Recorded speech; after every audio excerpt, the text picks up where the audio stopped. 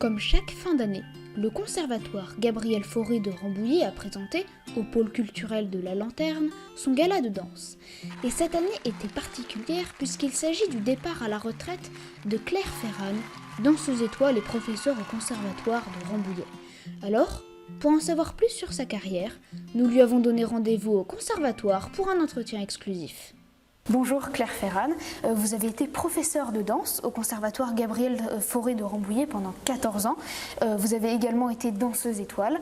Vous êtes aujourd'hui en retraite depuis quelques jours seulement. Merci d'avoir accepté notre invitation pour cette interview qui est consacrée à votre carrière. Mais c'est avec grand plaisir. Alors pour commencer, première question, comment et à quel âge vous avez commencé la danse classique ?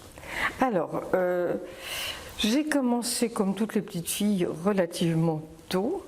Mais je n'ai pas commencé de façon traditionnelle. Voilà, j'ai commencé avec de la danse libre parce que mes parents ne croyaient pas trop à ma passion. Et pourtant, elle était bien chevillée au corps. Et bon, ils m'ont inscrite chez Janine Solane, qui a eu un bon enseignement dans le sens où c'était vraiment une approche très artistique et libre de la danse. Voilà. Et après, j'ai suivi chez des professeurs privés mais le cursus d'un apprentissage de la danse classique. Voilà. Cette passion, est-ce qu'elle a démarré immédiatement, dès que vous avez commencé à faire de la danse, ou ça a pris un peu de temps ? Alors, c'est même avant. Ah. C'est même avant. Je ne sais pas d'où ça vient. Parce que comme je vous l'ai dit, mes parents, pourtant ils étaient d'un milieu artistique, surtout les deux architectes. Donc, mes parents ne m'y ont absolument pas incité, bien au contraire, ils étaient un petit peu sceptiques. Je crois que ma grand-mère m'avait quand même beaucoup parlé des ballets russes qu'elle avait vus, et j'ai le souvenir d'avoir toujours voulu être danseuse. Je ne sais pas d'où ça vient, en fait. C'est comme ça. On va maintenant évoquer votre carrière de danseuse. Vous êtes entrée à l'Opéra de Paris en 1975 sur concours. Vous avez ensuite été nommée au Grand Théâtre de Genève en Suisse. Est-ce que vous pouvez nous raconter un peu cette aventure ? Alors cette aventure-là, je suis entrée à l'Opéra sur concours. Je n'ai pas fait l'école de danse de l'Opéra, malheureusement, mais bon, voilà. J'ai quand même eu des professeurs merveilleux. Et je suis rentrée sur concours. À l'époque, on rentrait, on devenait ce qu'on appelle surnuméraire. Et puis, la vie a fait que j'ai rencontré celui qui allait devenir mon mari, Peter Van Dyke, qui m'a vu un jour à un cours et m'a proposé un contrat à l'Opéra du Rhin d'abord, à Strasbourg. Il était à l'époque directeur là-bas et chorégraphe. Et puis après, je l'ai suivi à Genève, à Bonn. C'était un petit peu mon Pygmalion avant qu'il ne devienne mon mari, en fait. C'est à Genève, en dansant le rôle de Gisèle, donc un ballet romantique, que vous avez été nommée danseuse étoile. Oui, oui. Comment ça s'est passé ? Comment ça s'est passé ? C'est un concours de circonstances. On dit toujours que le malheur des uns fait le bonheur des autres. Vladimir Vassiliev, qui était un des 3 meilleurs danseurs que l'on qualifiait meilleurs danseurs au monde, il y en avait d'autres, mais c'était les 3 Russes. Il y avait Baryshnikov, Nureyev et Vassiliev. Et Vassiliev était marié avec une magnifique danseuse qui s'appelait Ekaterina Maximova, qui devait venir danser Gisèle. Elle a été accidentée et Vassiliev a bien voulu voir un petit peu les solistes maison au Grand Théâtre de Genève. Et on a fait une audition. J'avais préparé le rôle parce qu'on devait le redanser après. Avec mon partenaire attitré qui était Martial Boxtel. Et voilà, ça s'est très bien passé. J'ai fait la première. J'avais 22 ans, je crois, ou 23 ans. Ça s'est très bien passé et c'est là où j'ai été nommée, à ma grande surprise. Voilà. Qu'est-ce qu'on ressent dans un moment comme celui-là, quand on est nommé danseuse étoile ? À vrai dire, on est un petit peu assommé, tellement c'est énorme. Surtout que c'est à l'issue d'une représentation, donc on a eu toute cette charge émotionnelle propre à la représentation, le trac, la tension nerveuse, l'investissement sensible. Donc dire que j'ai ressenti quelque chose, je crois, c'est après coup, j'ai été plus qu'euphorique évidemment, mais il faut se dire que devenir danseuse étoile, ce n'est pas une fin en soi, c'est un début, parce qu'après il faut être bon tout le temps, il faut tout le temps être performant. Voilà. Vous avez continué votre carrière à l'Opéra de Bonn en Allemagne. Est-ce que durant ces années, il y a des ballets qui vous ont marqué ou des ballets très prestigieux dans lesquels vous avez pu danser? Alors oui, j'ai eu de la chance. J'ai eu la chance de danser tout le répertoire. C'est vrai que le répertoire classique. Alors je crois qu'il y a deux rôles, les rôles fétiches, comme on appelle. Hein, il y a Gisèle et Juliette de Roméo et Juliette. Voilà, ça c'était vraiment les rôles pour lesquels il semblerait que j'étais le plus faite. Ceci dit, j'ai beaucoup aimé danser le Lac des Cygnes avec les deux personnages, Odette Odile, donc les contrastes qu'il faut donner. J'ai beaucoup aimé danser La Belle au Bois dormant. Voilà, il y a des ballets comme ça. Il y a un ballet que je n'ai jamais dansé, c'est Casse-Noisette. Je n'ai dansé que le pas de deux, mais pas Casse-Noisette, il n'a jamais été monté.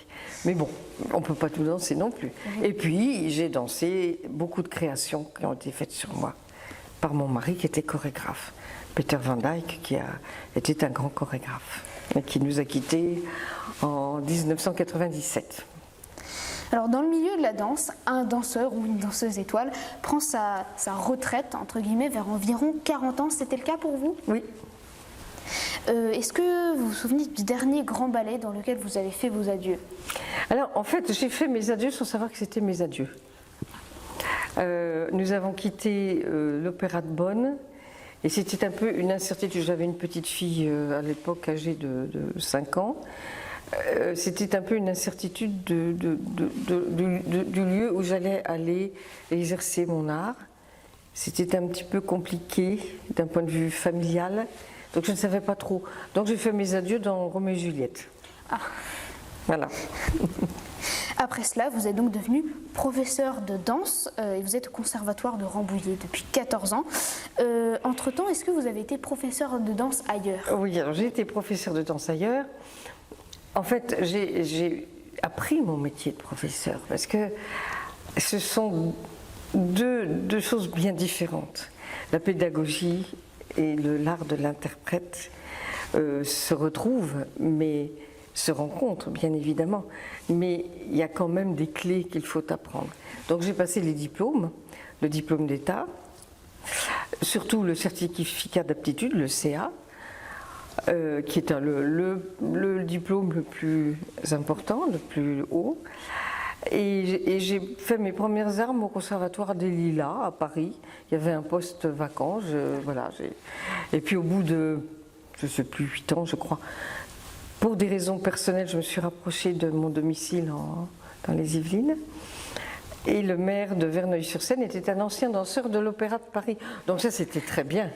Bon, Jacques Massacré n'a pas gardé très longtemps son siège de maire là-bas, mais il a donné une impulsion et je suis allée là-bas. Et après, je suis venue sur Rambouillet. Voilà. Est-ce que pour vous, devenir professeur de danse, c'était un peu une continuité de votre métier de danseuse étoile? C'est un aboutissement de transmettre cet art de la danse aux jeunes générations? Alors, pour être très sincère, au départ, j'avais envie de transmettre, mais je n'étais pas convaincue du côté passionné que j'ai pu ressentir après. Je m'étais appliquée, je me suis rendu compte qu'au début que ce n'était pas évident parce que je demandais des choses beaucoup trop difficiles, je n'avais pas l'art et la manière de transmettre, même si j'avais eu des clés. Et puis c'est les élèves qui vous apprennent en fait.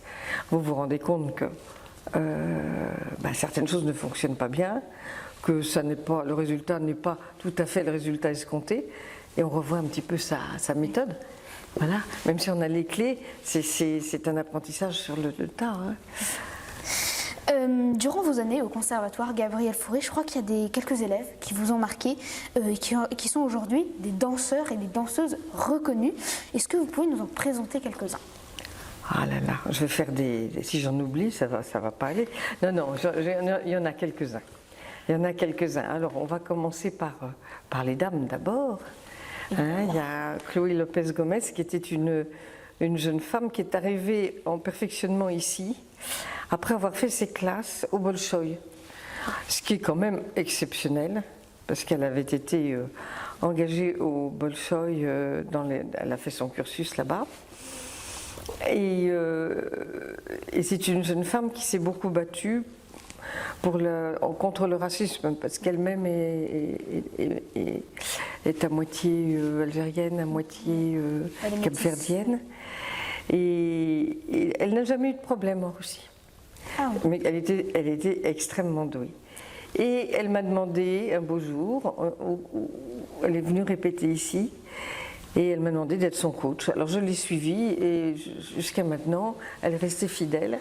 Et elle a fait un petit bonhomme de chemin puisqu'elle a écrit un livre sur ce qu'elle a vécu à l'Opéra de Berlin, qui n'était pas très gai, un livre sur sa famille, sur son cheminement, qui est intéressant parce qu'il montre à quel point c'est un parcours semé d'embûches en fait. Mais elle a été chez Maurice Béjart à Lausanne, elle a fait un beau parcours, très beau parcours. Voilà, alors ça c'est pour les filles. Alors pour ne citer que, il y a deux garçons qui vraiment ont été une joie pour moi, parce que ce sont deux garçons pleins de talent, pour des raisons différentes.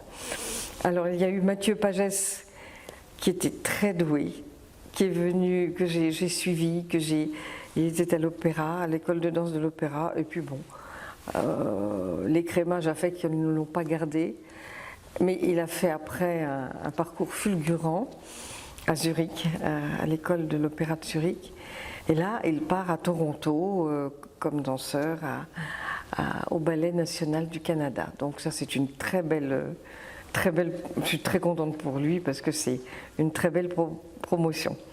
Et puis il y en a un autre qui lui a suivi la voie royale, qui est actuellement coryphée à l'opéra, qui s'appelle Léo de Busserolles, que j'ai eu également, c'est son professeur de Tours qui me l'avait envoyé pour que je puisse, pendant son premier stage à l'école de danse de l'opéra, que je puisse avoir un petit œil sur lui, parce qu'il faut quand même un petit soutien.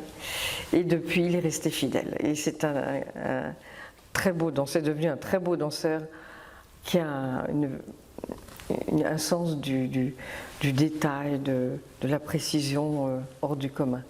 Voilà. Est-ce que vous avez des anecdotes de professeurs à nous raconter? Des anecdotes de professeurs, il y en a beaucoup. Je fais beaucoup rire mes élèves. En tant que professeur, pas tant que cela. En tant que danseuse, oui, parce qu'on a toujours des anecdotes.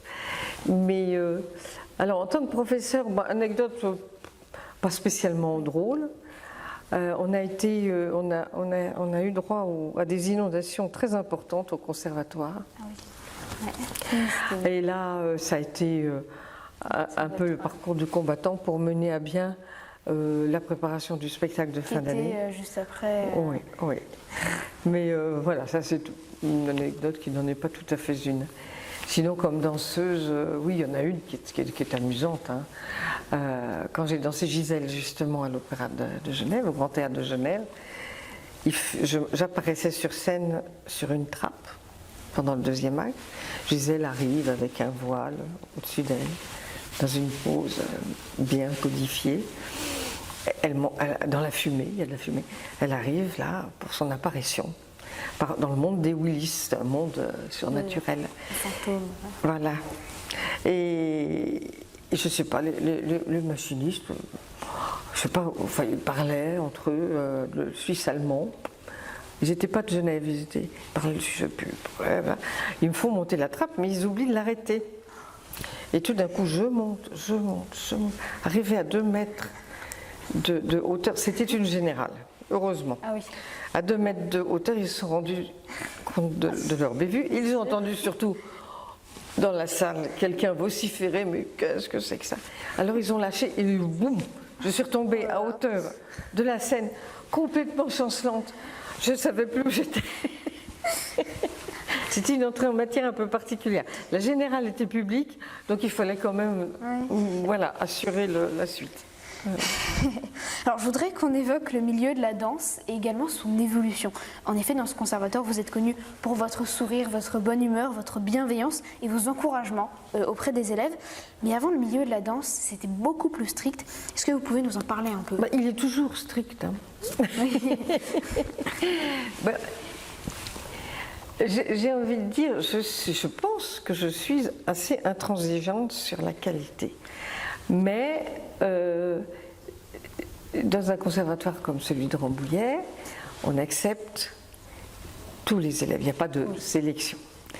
Donc j'estime que je n'ai pas à être désagréable avec un élève qui ne serait pas complètement doué physiquement, mentalement, etc. L'important étant qu'il aille au bout de ce qu'il peut faire. Voilà.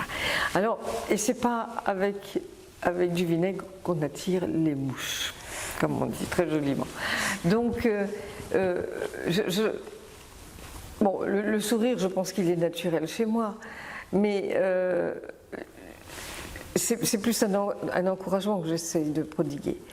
Après, je pousse les élèves jusqu'au bout. Enfin, je suis exigeante. Il y a une maman qui m'a dit « Vous êtes intraitable ». Mais oui, je suis intraitable. Mais dans la joie et la bonne humeur, et il faut savoir encourager. Ce sont les clés de la pédagogie. Savoir encourager, reconnaître les efforts. Bon, et savoir aussi mettre les limites. Les méthodes d'enseignement de la danse aujourd'hui, actuellement, c'est les mêmes qu'il y a 20, 30, 40 ans? Alors il y a des choses qui ont évolué. Il y a des choses qui ont évolué parce que je peux vous dire que certains professeurs de la génération de mes professeurs, moi je n'ai pas eu de professeurs comme ça, mais je les connaissais bien, étaient très durs, voire parfois violents en parole, parfois même un peu orduriers. Enfin, je pense que maintenant ils auraient de sérieux ennuis, certains. Ceci dit, n'exagérons rien. Maintenant, on peut être pointé du doigt si on commence à toucher un élève, ou enfin toucher un élève pour corriger une posture, c'est tout. Hein. Plus personne n'ose rien faire. Le bâton du professeur qui était juste pour toucher la partie la partie du corps qu'il fallait améliorer. Un genou pas tendu, une pointe pas tendue à fond. Il y avait un petit coup de baguette comme ça. C'était pas des coups, des méchants coups. Ceci dit, et même au Bolchoï, ça existait il y a pas si longtemps que ça. C'est vrai qu'il y avait des professeurs qui usaient du bâton différemment. Ça pouvait être assez dur. C'était à la dure, un apprentissage à la dure. Voilà. Et je trouve qu'il faut tenir un juste milieu maintenant. Cette année, vous avez préparé un gala très particulier, parce qu'il ne s'agissait pas d'un ballet comme Casse-Noisette ou Cendrillon ou Gisèle. Il était constitué de plusieurs extraits de différents ballets. Donc c'est l'occasion de parler des aléas d'un spectacle de danse. Déjà, il doit y avoir une grande pression. Oui, alors, en principe, nous devions faire, comme tous les 2 ans, une démonstration, classe par classe, avec un thème, un fil conducteur. Mais comme c'était ma dernière année, l'équipe des professeurs a été d'accord avec le fait de faire un petit peu un pot pourri de ce qui avait été monté. Puis on avait les costumes, on avait encore les musiques, les chorégraphies, mais on ne s'est pas rendu compte quand même de l'ampleur du travail parce que c'était des choses qu'il fallait remonter. Les costumes des petits élèves d'il y a 10 ans n'allaient plus du tout aux élèves du même niveau de cette année parce que cette année ils étaient beaucoup plus grands. Enfin, ça a été quand même un gros morceau. Mais c'était très émouvant de revoir un petit peu tout ce qui avait été tous les ballets qui avaient été faits depuis, ce ne sont pas des ballets qui resteront dans l'histoire de la danse, pour certains. Hein. On a fait du répertoire, pas mal, mais je ne voulais pas que ce soit nostalgique, je voulais que ce soit au contraire une fête du conservatoire. Qu'est-ce qui se passe si, par malheur, durant un spectacle, on a une mauvaise réception, on glisse sur la scène et qu'on tombe, par exemple? Alors, ça m'est arrivé. Eh oui, ça m'est arrivé. Ça m'est arrivé au début. Mais ceci dit, ça peut arriver à tout le monde. Hein. Il y a humain trop humain, j'ai envie de dire. Des fois, il y a des conditions qui font que tout d'un coup, on se trouve sur une plaque glissante. Tout n'est pas. Les conditions sont bien meilleures qu'à l'époque. Parce qu'il n'y a pas de trous sur scène, il y a des tapis qui sont vraiment très bien adaptés, mais on peut quand même avoir des problèmes.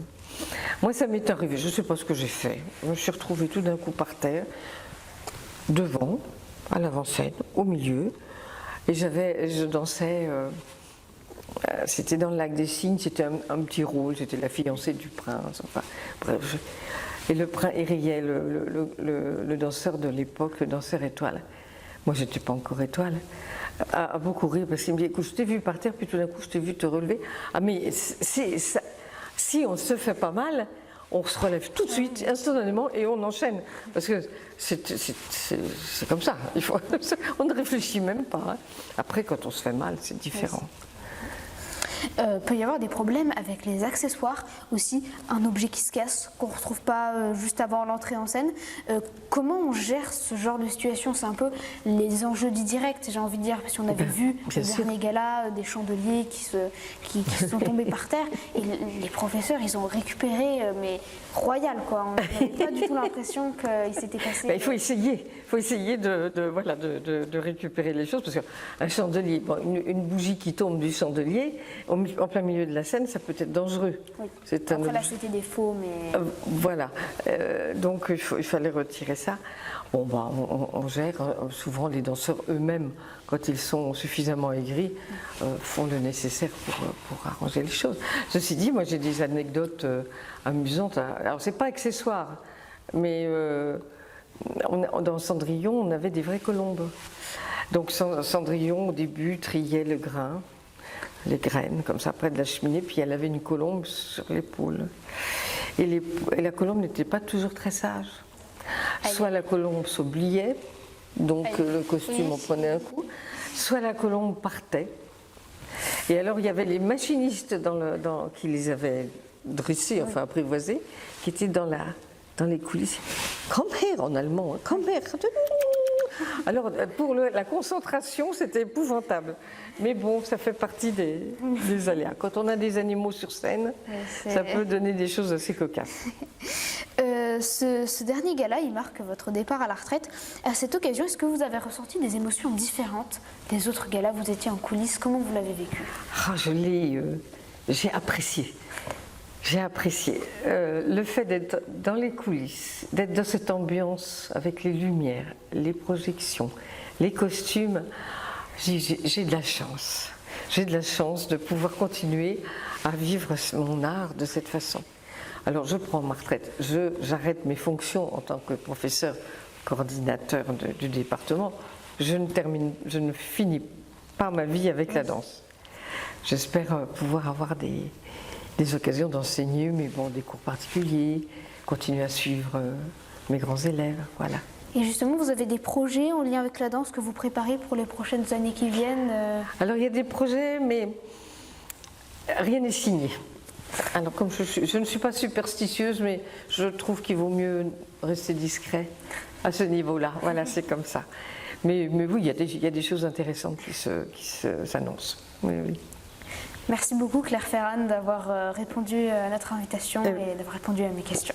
Eh bien, merci Stanislas, c'était formidable.